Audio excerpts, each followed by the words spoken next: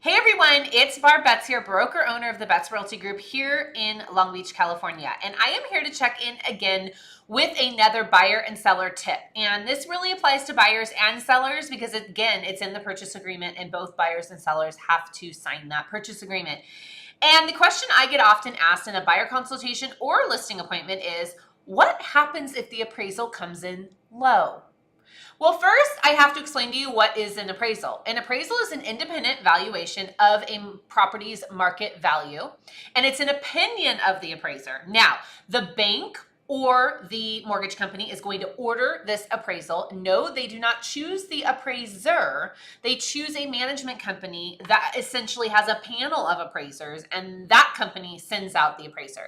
The appraiser is going to come out, they're going to take photos, they're going to measure the property, they're going to write down upgrades and improvements, they're going to write down anything that might be major that they see, for instance, if they noticed a major roof leak or if a home doesn't have a working heater, things like that. And then they're going to compile a report by looking at comparables in the area, just like a realtor does, with a bunch of formulas and numbers, and they're going to come up with what's called an opinion of value. And again, it is an opinion. They're going to send that to the bank, and the underwriter is going to look at it and ensure that that number matches your contract price.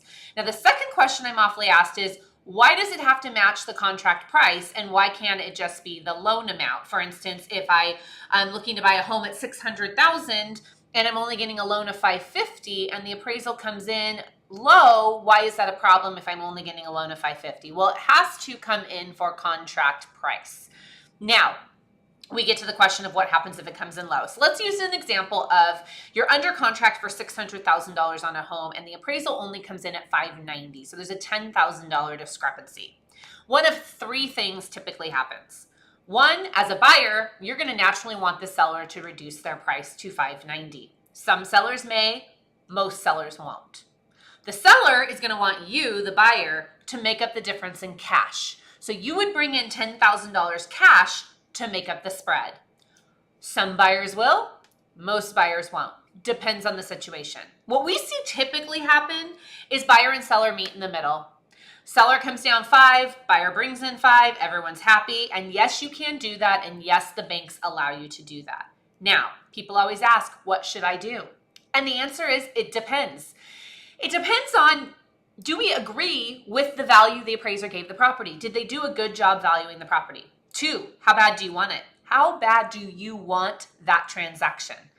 Sometimes $5,000 doesn't make a difference if you're going to live in the home for 20, 30 years. It's your forever home. It's the best neighborhood. It's got the best schools. Sometimes $5,000 doesn't matter.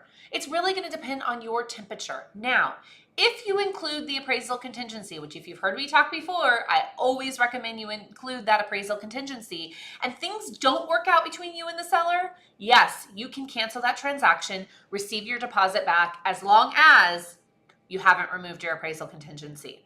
So that's why the appraisal contingency is so important, because again, it's an opinion of value. At the end of the day, you should rely on your trusted advisor, which hopefully you've done your due diligence and hired a great one. And if you haven't found a great one, we'd love to be that resource, because you can tell we're passionate about these topics, we're passionate about educating you, and we're passionate about making sure your transaction goes smoothly. So until next time, hope you have a great day.